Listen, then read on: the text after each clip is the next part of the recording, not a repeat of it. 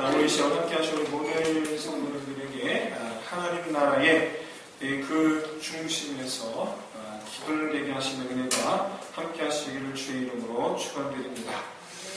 여러분 다 각자 모두가 다 같이 하나님의 집에 기쁨되기를 소원하시기를 바랍니다. 오늘 본문은 지난주에 이어서 계속해서 이 바리새인들에게 전하는 이 하나님의 이 마음, 하나님의 마음과 관련된 비유입니다. 모든 사람들이 너무나 잘 아는 비유죠. 예전에는 이것을 오늘 본문을 돌아온 탕자의 비유 이렇게 불렀습니다. 그런데 요즘에는 두 아들 비유라고 부르는 경우가 더 많아졌습니다. 왜냐하면 이 비유 속에 이 아버지와 갈등 관계에 놓여 있는 것이 탕자, 그러니까 둘째 아들만 아버지하고 지금 갈등 관계에 있는 게 아니에요. 첫째 아들도 아버지와 갈등 관계에 놓이게 됩니다. 첫째 아들도. 그래서 사실 오늘 이 본문의 비유의 주인공은 우리가 탕자라고 하고 있는 둘째 아들뿐만 아니고 사실은 첫째 아들도 오늘 본문 속에 다루어야 할 주인공입니다. 그래서 우리는 각각 이 두 아들이 어떤 사람을 가리키는가를 아는 것이 중요하겠죠. 물론 다 알고 계시겠지만. 그래서 그 각각의 이 두 아들이 가리키는 그 대상들에 대하여 하나님은 과연 어떤 마음을, 어떤 시각을 갖고 계신가 하는 것을 아는 것이 중요합니다. 이게 오늘 본문의 핵심 포인트죠. 일단 여러분 다 아시다시피 둘째 아들은 누구를 가리키는가? 너무나 잘 아시듯이 두말할 여지가 없습니다. 이름만입니다. 잃어버린 드라크마. 앞에 다루었던 바로 그 죄인들입니다. 세리들입니다. 그리고 지금 현재 예수님께서 비유를 말씀하고 계시는 바로 이 자리, 식사 자리에 함께하고 있는 죄인들, 세리들입니다. 그런데 이 죄인들과 세리들, 다시 말씀드려서 비유 속의 둘째 아들, 이 둘째 아들은 이름양 비유와 드라크마 비유에 나타나 있듯이 자발적으로 타의에서 없어진 것이 아니라 자발적, 그것들과 반대로 자기 스스로 하나님 곁으로 떠났습니다. 자기 스스로 하나님 곁으로 떠났어요. 이런 양 비유에서 이런 양은 어쩌다 보니 잃어버린 것이고 드라크마 비유 드라크마 역시 마찬가지로 어쩌다 보니 잃어버린 것이죠. 그런데 오늘 본문 속의 비유는 둘째 아들은 자기가 자기 발로 떠났어요. 의도를 가지고 떠났어요. 목적을 가지고 떠났어요. 하지만 결과적으로 다시 하나님께 돌아옵니다. 그리고 아버지는 돌아온 이 아들을 맞이하려 줍니다. 그것도 아주 기뻐하십니다. 여기서 예수님께서 하고 싶으신 이 말씀의 의도를 우리가 알 수가 있어요. 바로 뭐냐면 자기 발로 떠났을지라도 하나님은 돌아오기를 바라신다라는 거예요. 하나님은 돌아오기를 바라신다. 이런 나를 하나님 받아주실까라고 생각을 했었는데 둘째 아들은 이런 나를 과연 아버지가 받아줄까 하고 근심하고 염려했는데 실상은 그의 상상과는 달리 근심 염려와는 달리 하나님은 기다리고 계셨어요. 그것도 매일 아침마다 마을 어귀에 나와서 우리말로는 동구밖에죠. 동구밖에 나와서 항상 어디 오나 어디쯤 오고 있나 온다는 소식도 없고 오리라는 확신도 없는데 아버지는 매일 아침마다 동구밖에 나가서 보고 있었어요. 언제 오나 눈 빠지게. 그래서 이 둘째 아들의 이 비유의 핵심은 모든 불신자들 또는 어릴 때 신앙생활하다가 떠났던 사람들에게 하나님의 기뻐하심을 믿고 그리고 하나님께 돌아오기를 구하는 우리가 알고 있는 바로 그 내용들이죠. 여러분 이렇게 하나님께서 이렇게 매일같이 우리를 기다리신다라는 것이 얼마나 큰 은혜인지 모릅니다. 심수봉 씨가 부른 노래 아시죠? 너무나 유명한 노래. 남자는 배, 여자는 항구. 요즘 시대에는 결코 씨알도 먹히지 않을 소리죠. 절대로. 예, 무슨 뭐 남자는 여자는 항구입니까? 오히려 요즘에는 여성들이 먼저 이렇게 주도적으로 움직일 때가 많죠. 아무튼 뭐 현대 여성들은 절대로 피동적이지 않습니다. 능동적이에요. 내 사람은 내가 쟁취한다. 그죠? 요즘은 달라요. 그런데 오늘 본문 속에 나타나는 하나님 아버지의 모습은 바로 이 노래 제목하고 어쩜 그렇게 똑같은지 몰라요. 단 이게 우리로 하여금 한 가지 오해를 낳게 했어요. 무슨 얘기냐? 하나님은 언제나 그 자리에서 우리를 기다려주시는 분으로 생각한다라는 거예요. 맞아요. 맞는데 그 결과 우리의 마음이 어떤 마음을 갖게 했냐면, 그러므로 나는 남자야. 언제나 떠나도 돼. 나는 남자야. 언제나 떠나도 돼. 이런 생각을 갖게 되더라는 거예요. 언제든지 하나님께 돌아가면 되니까 지금은 하나님과 떨어져 있어도 괜찮아 라고 생각한다라는 거예요. 누가 불신자들이 아니에요. 믿는 사람들과 그렇게 생각해요. 아주 큰 오해죠. 그건 아주 큰 오해예요. 하나님은 결코 만월의 여김을 받지 않으십니다. 하나님은 무조건적으로 받아주시는 게 아니에요. 무조건적으로 받아주시는 게 아니에요. 비유 속의 이 아버지는 이 둘째 아들을 오매불망 기다렸어요. 둘째 아들이 자기 발로 아버지께 돌아옵니다. 이 내용이 전하는 이 메시지는 아버지께로 돌아가기 위해서는 아버지를 떠났던 사람, 둘째 아들, 아버지를 떠났던 사람의 회개가 필수적이라는 사실이에요. 아무런 죄책감 없이 왔다가 떠나가고 왔다가 떠나가고 그게 아니에요. 아무런 죄책감 없이. 회개하지 않으면 다시 하나님의 자녀가 될 수 없습니다. 아무런 죄책감 없이 들어올 수가 없습니다. 물론 뭐 이 비유와는 달리 하나님께서 강권적으로 다시 돌아오게 하실 수가 있어요. 여러분, 그건 우리에게는 큰 불행입니다. 그건 우리에게 불행이에요. 저는 많은 분들에게 간증을 들었어요. 하나님께서 제 간을 치셨습니다. 하나님께서 제 장을 치셨습니다. 네. 왜 그렇게 맞고 와야 돼요? 뭐 그렇게 하나님께서 내 경영하던 내 기억을 다 가져가셨습니다. 뭐하러 그렇게 인생의 책제를 먹고 돌아옵니까? 그건 우리에게 불행이에요. 굳이 뭐 그럴 때까지 기다릴 필요가 뭐 있어요? 지금 돌아오면 되지. 오늘 비유의 논쟁점은 하나님과 이 탕자 중에 누가 주도적으로 관계회복을 하느냐, 그런 게 아니에요. 그런 게 아니고 단지 하나님께 돌아오기 위해 필요한 게 뭐냐, 하나님께 돌아오기 위해 필요한 게 뭐냐.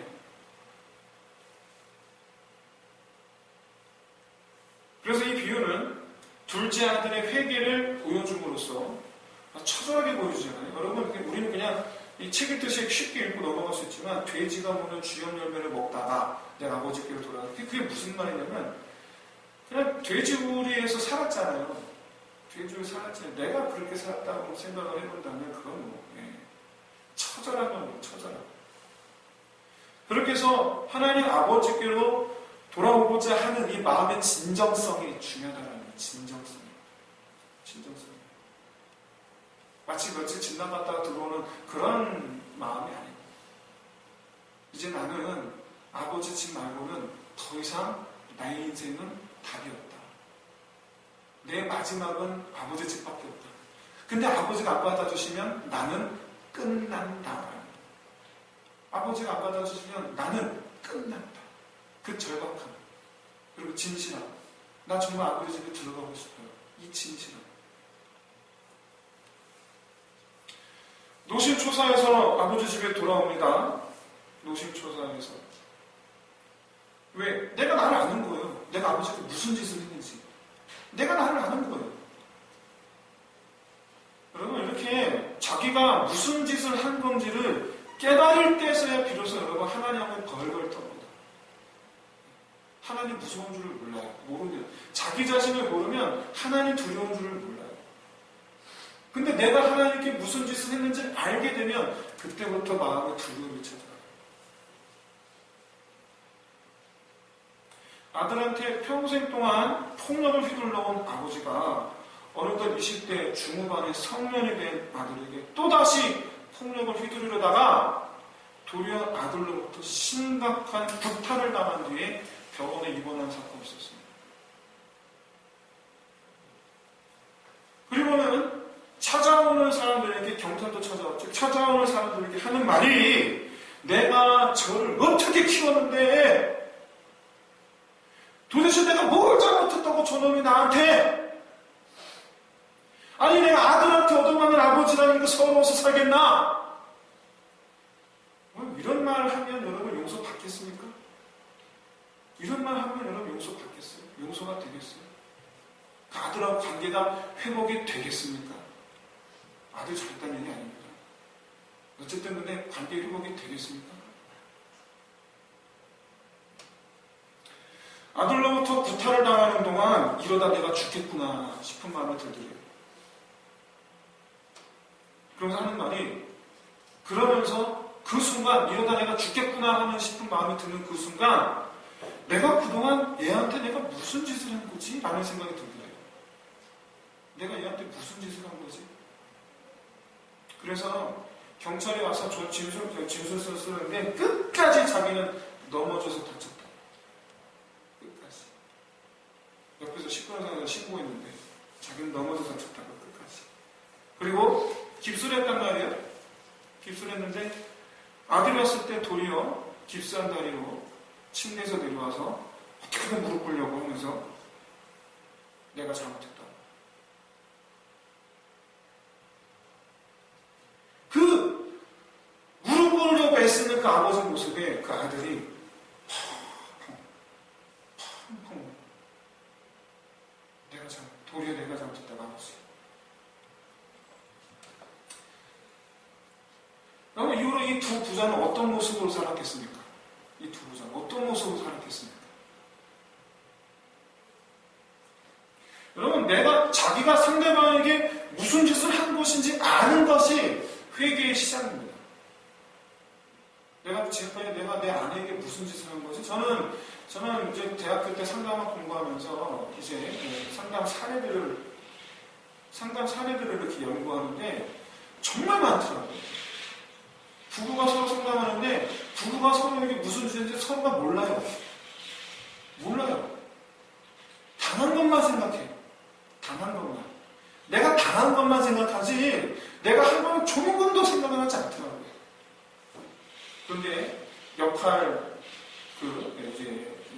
역할극을 하면서 점점 깨닫게 되는 거예요.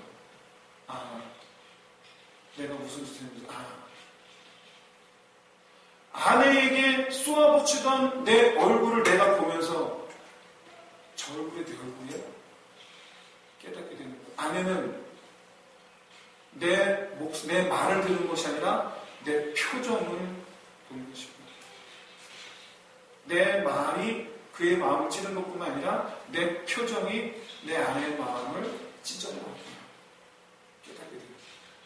무엇이 내 아내의 마음을 갈기갈기 찢어놓았는지를 알게 됩니다. 무엇이 남편의 마음에 못질을 했는지를 아내들이 깨닫기 시작합니다. 많은 생각도 못합니다. 그제서야 비로소 여러분 서로 잘못했다고 부정기가 옵니다. 그제서야 비로소 내가 잘못한 거구나. 둘째 아들의 회개는 그런 거예요. 내가 아버지에게 뭔 짓을 했나. 그 아버지는 안아줍니다. 지금 이 아들의 모습이 누구냐면 예수님께서 설교하실 때에 아주 조심스럽게 다가와서 말씀을 들으려고 조심스럽게 옆에 사람 다른 사람 눈치를 보면서 다가왔는데 예수님께서 그들을 보시고 이리로 와 앉으라. 나와 함께 식사하자.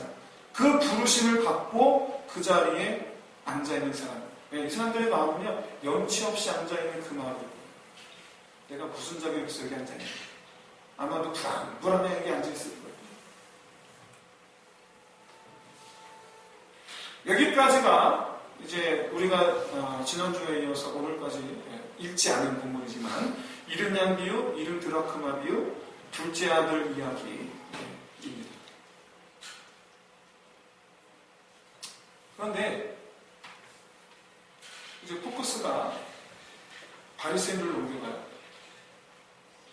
이른 양 비유와 드라크마 비유와 둘째 아들 이야기를 들은 이 바리새인들의 마음은 어땠냐라는 거죠. 바리새인들의 마음은 어땠을까? 예수님은 이들의 이 마음 상태를 꿰뚫어 보셨단 말이죠. 그래서 이제 첫째 아들 이야기를 시작하세요. 오늘 우리가 읽은 부분입니다. 이 첫째 아들 이야기를 꺼낼 목적은 바리새인들을 책망하고 그들의 마음가짐을 비꼬기 위한 그런 게 아니에요. 이 첫째 아들 이야기는요, 예수님의 설교들, 예수님의 비유들 가운데에 유일하게 결론이 없는 오픈 결말로 되어 있어요. 유일하게. 예수님 설교와 예수님의 비유들 가운데 예수님의 그 말씀들 가운데 유일해요. 마치 드라마에서 끝나는데 오픈 결말로 끝나. 그럼 작가는 항상 이렇게 말하죠. 모든 뒷은 누구에게 맡긴다고요? 시청자에게. 알아서 상상하라는 건 알아서 상상하세요. 그게 정답입니다. 그렇죠? 그러면 예수님도 마찬가지예요. 바리새인들에게. 뒤에 결론은 너희가 내라는 거예요. 뒤 결론은 너희가 내라. 그래서 결론은 안 내줘요. 무슨 얘기냐? 바리새인들 큰아들이 아버지의 징계를 받았다라는 결론, 또는 큰아들이 회개하고 아버지께 돌아왔다라는 결론, 큰아들이 자기 용서를 구하고 자기도 이 돌아온 동생을 끌어안았다라는 결론, 여러 가지로 상상할 수 있잖아요. 그 결론을 바리새인들이 맡기겠다라는 거예요. 니네가 선택해. 그래서 이 큰아들 비유는, 큰아들 이야기만 예수님의 설교와 비유 가운데 유일하게 오픈 결말로 되어 있어요. 무슨 얘기냐? 비판하려는 게 아니에요. 이 바리새인의 태도를 예수님께서 책망하려는 게 아니에요. 너희들이 결단을 해라. 결단을 해라.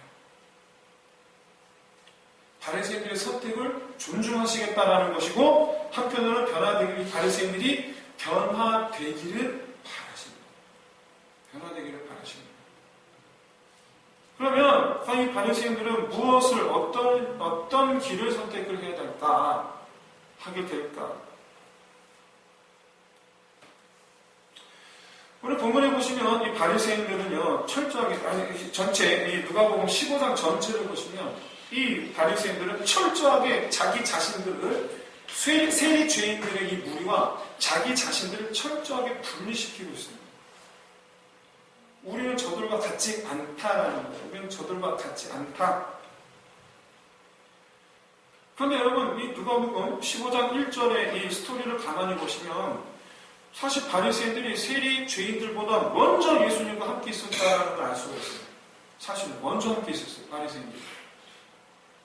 그런데 저기서 슬금슬금 세리들과 죄인들이 가까이 오는 거예요. 예수님 말씀. 바리새인들과 예수님의 대화를 자기들 듣고 싶은 거예요. 말씀을 듣고 싶은 거예요. 그러니까 슬금슬금 가까이 오는 거예요. 그래서 예수님께서 그들을 불러요. 여기 바리새인들이 있는데 불러요. 가까이 와요. 같이 식사교제 자리에 앉게 해요. 그랬더니 이들은 이번에 바리새인들이 슬금슬금 뒤로 물러나는 거예요. 뒤로 물러나는 거예요. 자기들끼리 수근수근거려 물러나서 이제 자기들끼리. 왜? 세리들 죄인들과 섞이기가 싫어서. 우리 저들과 같이 함께가 싫어서. 그리고는 예수님부터 한 발자국 멀어져 가요. 예수님과 함께하는 것도 그들은 지금 거부하고 있어요. 이 바리새인들의 모습이 바로 오늘 본문 속의 큰아들이죠.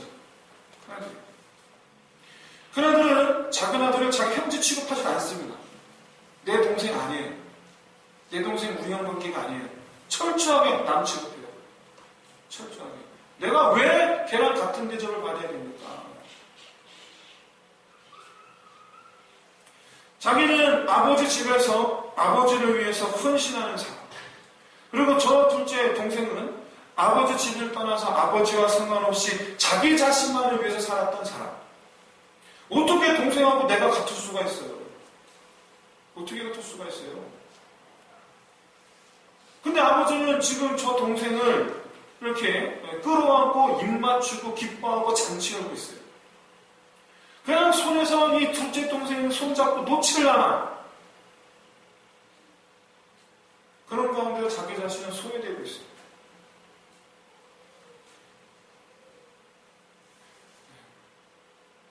사실 엄밀히 말하면 자기 스스로 소외되고 있는 거죠. 사실 자기 스스로 소외되고 있는 거예요. 한달이면 달려가서 같이 아버지와 더불어 같이 동생 끌어안으면 될 일인데 안 가고 멀찌감치서 속상하게 하고 있어요.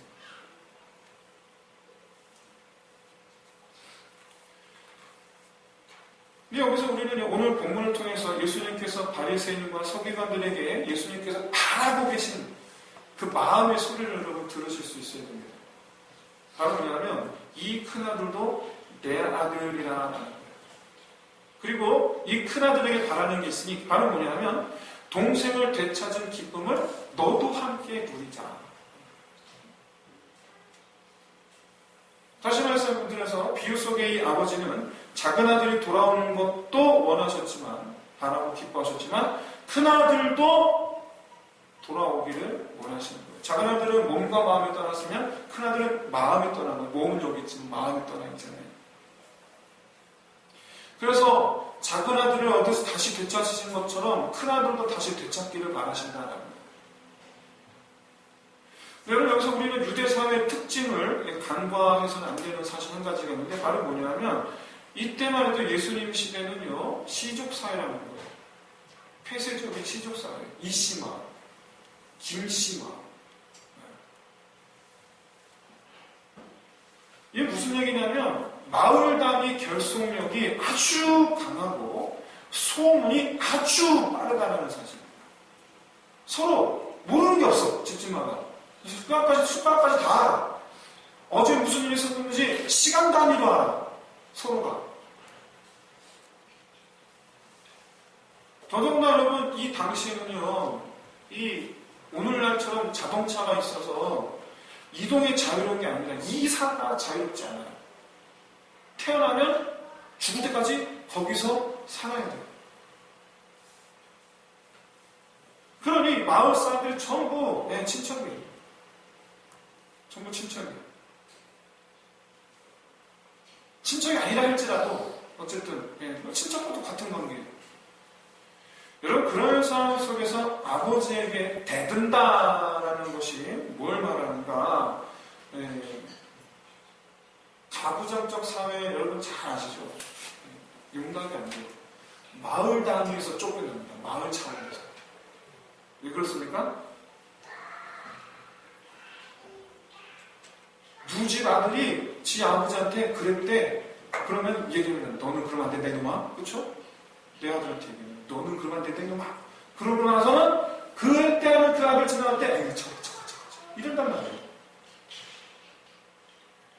그 집 얘기가 내 집 얘기가 되면 안 돼. 그러니까 어떡합니까? 마을 단위에서 아버지한테 대든다? 마을 차원에서 이렇게 소외되고 결국은 쫓겨나게 돼요. 그게 이 시족사의 특징이에요. 그래서 이 아버지, 이 가장의 이 권위가 강력할 수밖에 없어요. 더더군다나 고대사회의 특징 중에 하나가 바로 체면문화인 거예요. 체면문화. 다른 사람들 앞에서 내 얼굴이 서지 못할 상황을 못 견뎌야 합니다. 말씀드렸지만 왜 그렇습니까? 평생 이 사람과 같이 살아야 되잖아요. 평생. 그 마을에서. 한 번 내가 체면을 잃으면 그 마을 공동체에서 얼굴 못 두고. 그래서 옛날에 우리 어른들은요, 동네에서 얼굴 못 두고 다닌다. 이 말을 엄청 많이 하셨거든요. 다른 사람들 보기에 창피한 일을 하는 것을 극단적으로 싫어하셨어요. 옛날에. 오늘날에 뭐 옆집에 누가 사는지도 모르니까 그럴 일이 없지만 옛날에는 아닌 거였어요. 마을 사람들이 하나의 공동체로 묶이게 되면 자연스럽게 그렇게 됩니다. 체면이 강조가 됩니다. 체면이 강화가 돼요. 저는 교회가 아직도 그 문화가 살아있는 걸 봅니다. 교회 안에서. 집사람이 옷을 사는데요. 저는 그냥 이건 뭐 이렇게 얘기를 해요. 그럼 집사람은요. 이 성도들 보는데 저는 저희 집사람이 아시겠지만 키는 작지만 얼굴이 예쁘장하게 생겨서 화려하게 생겼잖아요. 그래서 저는 저희 집사람이 좀 예쁘고 귀엽고 좀 화려한 걸 입기를 저는 바래요. 개인적으로. 남편으로서. 그런데 집사람은 사고가 되고 어떻게 생각도 앞에서 이런 옷을 입어. 항상 이렇게 웬만하면 튀지 않는 수선으로 살려고 노력을 해요. 그래서 저는 그래, 뭐하러 사람들 눈치를 봐? 그래요. 뭔가 좀 이상하죠. 대화가 좀 거꾸로 된 것 같죠. 저는 집사람 기 살려주려고 하는 말이고, 사실 속으로는 이거 사. 그죠? 저도 그래요, 사실은. 이걸 추천하면서 속으로는 이걸 사. 저도 그래요. 이렇게 남들 눈치 봅니다. 네. 옆집 사람 누구 사는지 모를 때는요, 뭐 눈치 보고 뭐 있어요? 남편한테 살면 되지. 그런데 서로 잘하면 잘할수록 이제 서로 눈치 보고. 그게 체면입니다. 이 비유 속의 큰아들 지금 어디서 지금 아버지에게 지금 대들고 있습니까? 잔치 자리에서. 동네 사람들 다 보는 데서. 그래서 지금 아버지 체면을 확 지금 깎아놓고 있는 거예요. 아버지 체면을. 예수님께서 즐겨 사용하시는 잔치 비유들 보시면요. 왕의 요청을 내가 잔치를 했으니 와서 먹고 함께 마시자. 왕이 초대를 한단 말이에요.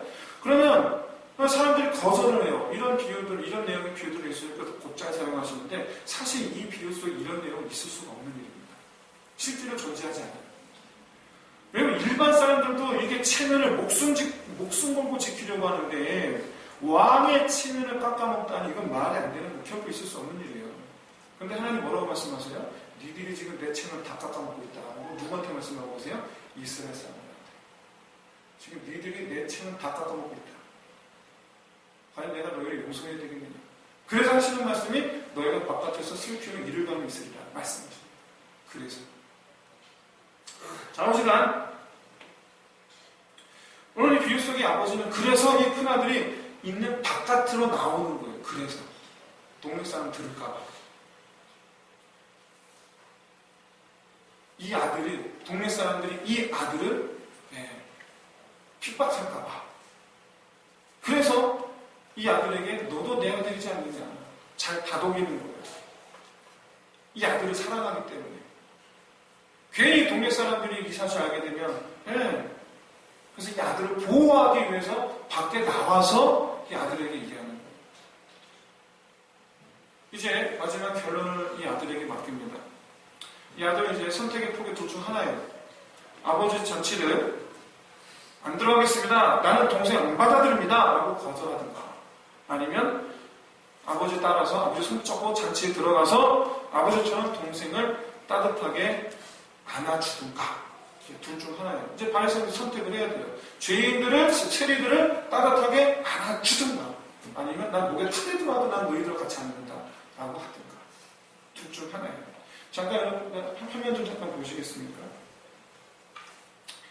렘브란트가 그린 두 아들 비유라는 제목의 그림입니다. 여기 보시면 아까 됐는 거 아니에요?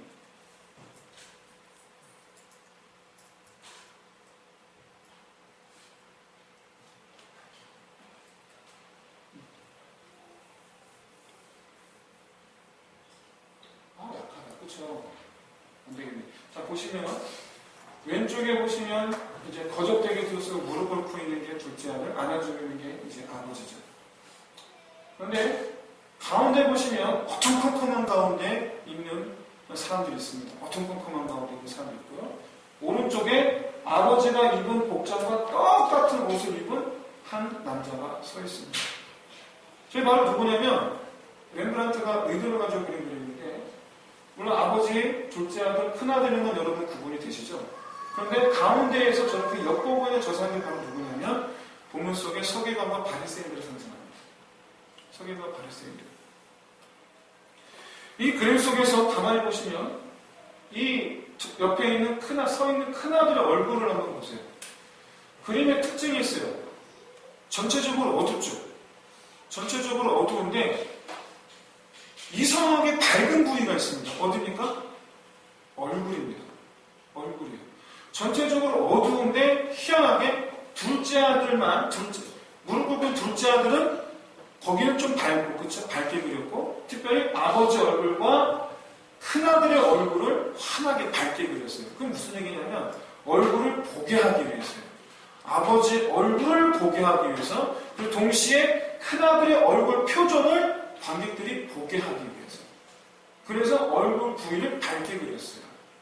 그러면 큰아들의 얼굴을 보세요. 얼굴 표정이 어떻습니까?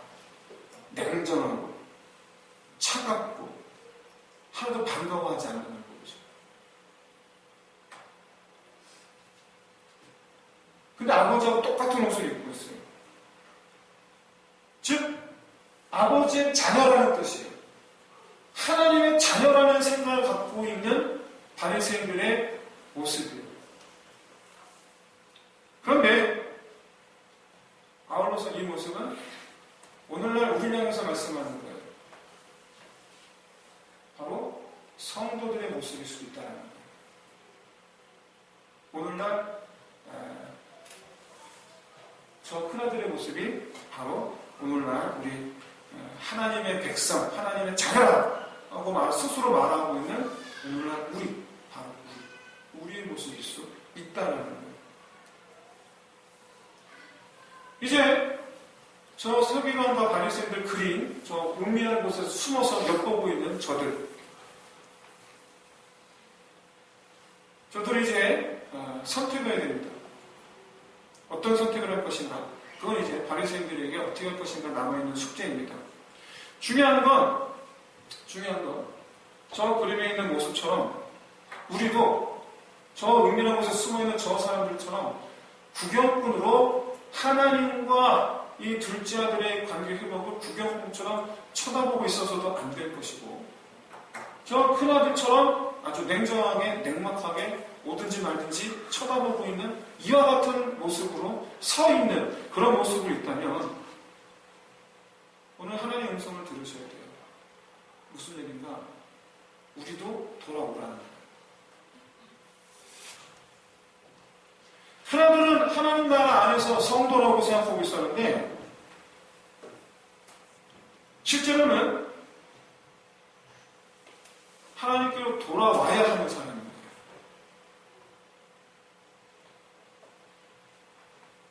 예, 보셔도 괜찮습니다. 하나님 기뻐하시는 일에 무감정한 상태에 있는 나 자신의 모습 혹시 여러분 발견하십니까? 근데 저 큰아들의 얼굴을 하고 있는 우리 한국교회의 모든 성도들 저 큰아들 얼굴을 하고 있다. 끔찍한 거예요. 끔찍한 거예요. 누가 끔찍할까요? 여러분, 우리 교회 안에 성도들, 우리 교회 안에 저만 잔뜩 있다 그러면 미래가 없습니다. 아니 여기가 교회가 맞을까? 여기가 하나님 잔치집이 맞을까? 근데 안타깝게도 저는 이런 모습이 저 큰아들의 얼굴을 하고 있는 이 모습이 우리나라 한국교회 안에 적지 않은 걸 봅니다. 엄밀히 말해서 아주 많죠. 수만 명 교회는 전 모르겠어요. 수만 명 교회 어차피 교회 신년단은 스스로 몰라. 수만 명 다니는데 어떻게 하겠어요? 근데 교회가 기껏해 200명, 300명밖에 되지는 않는 교회. 우리 교회는 20몇 명밖에 되지 않습니다. 누가 세신자인지 뻔히 알아요. 아무도 안 쳐다봐. 뭐든지, 말든지. 인사도 안 해.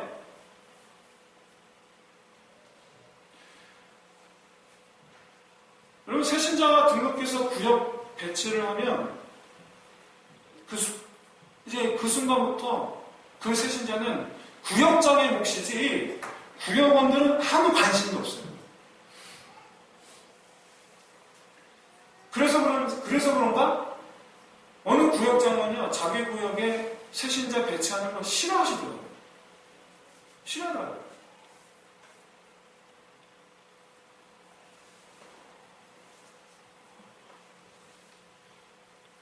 제가 예전 교회에서 청년부로 부임했을 때 보았던 장면인데, 예배 끝나고 2부 순서 청년이 모였단 말이에요. 7, 80명 모였단 말이에요. 그래서 이제 세신자가 왔단 말이에요. 소개를 합니다. 그 순간 전 제가 부임한 첫날이에요. 부임해서 뒤에서 팔짱 끼고 어떻게 하나 쳐다보고 있었어요. 부임한 첫날 와서 세신자 소개하는데 전부 다 딴짓해. 사회자하고 세신자 둘이서 앞에서 둘이서만 얘기해. 나머지 다 딴짓해. 제가 3주를 지켜봤어요. 그 교회는 그래도 그 지역에서 제법 큰 교회라 그런가 세신자가 끊이지 않고 오더라고요.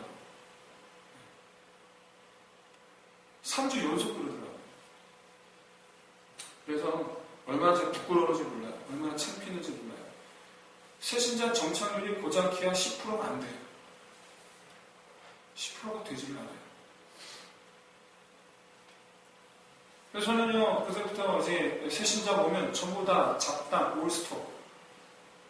그리고 오롯이 그 세신자의 말에 귀를 기울여주고 축복성 부르면서 축하해줄 때는 전부 다 이러서 됐어요.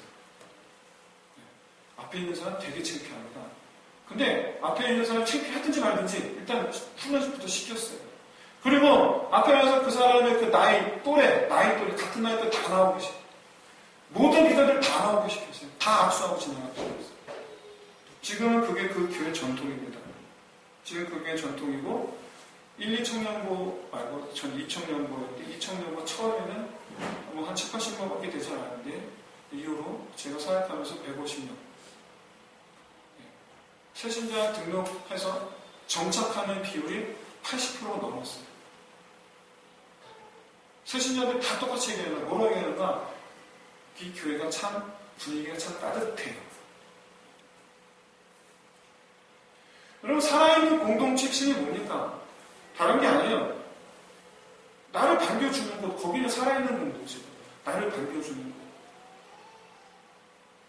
바로 거기에 이 하나님의 사랑이 있는 것이고, 바로 거기에 우리 하나님의 뜻이 있고, 모든 한 사람 한 사람 한 사람의 아버지의 마음으로 안아줄 때에 그 교회는 역사하시는 하나님의 영이 함께하는 곳이다라고 말할 수 있는 거예요. 안타깝게도 여기 배달이 공원 옆에 하나님의 교회 거기 성도들은요 전원이 다 새신자가 오면 다 발길면서 인사해 준대요. 제가 실제로 얘기 들었어요. 얘기 들은 건데 뭐 실제로 그런지 모르겠습니다. 가까이 있는 모 교회는요 아무도 아는 척 하는데 새신자도 아는 척 안 하더라고요. 그 얘기 듣고서 설명하고 그랬는데 새신자부터 아는 척 안 하네요. 사랑하는 성도 여러분, 우리는요 환영해주는 사람, 반기는 자가 되어야 돼요. 반기는 자가 되어줘야 돼요. 그리고 진심으로 기뻐하는 자가 되어줘야 돼요. 이게 새신자에게만 그렇게 된다는 얘기가 아니에요. 평소 우리 서로가 함께. 저는 분당에 있는 모 교회 그래서 캐치프레이즈 얼마나 저는 좋아하는지 몰라요. 우리 교회 갖다 붙여놓고 싶지만 다른 걸 갖다 붙여놨죠. 하나님 보시기 좋은. 근데 그게 이런 캐치프레이즈 갖다 붙여놨잖아요. 함께 울고 함께 웃어주는. 얼마나 중요한지 몰라요. 얼마나 중요한지 몰라요. 그렇게 하는 교회가 살아있는 하나님께서 살아 역사하는 교회예요. 저는 하나님께서 나를 기뻐하시는 그 기뻐하심을 다른 사람들에게 알려줘야 되겠다라는 마음으로 하나님 기뻐하시는 그 얼굴을 나타내는 것. 너도 왔구나. 반가워. 그렇게 할 때에 정말 참으로 우리 교회가 하나님께서 정말 크게 사용하시는 교회가 될 줄로 믿고 우리의 신앙생활이 그야말로 주님 주시는 기쁨으로 충만한 교회가 될 줄로 믿습니다. 이 자리에 참석한 우리 모든 성도 여러분 한 분 한 분이 그런 분들 되기를 진심으로 소원하고 그렇게 되시기를 주의 이름으로 축원드립니다. 그렇게 시간에 찬양 드리면서 우리 기도합시다.